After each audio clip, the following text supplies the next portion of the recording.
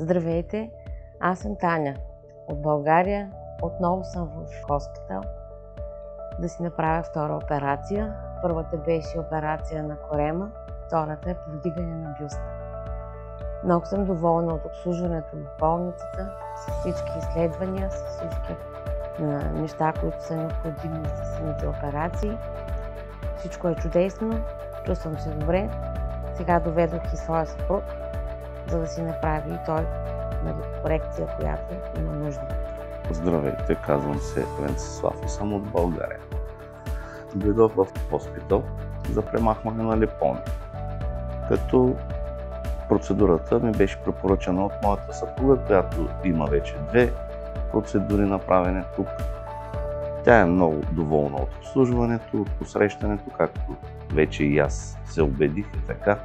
Препоръчвам на всеки, който има нужда от премахване на липоми.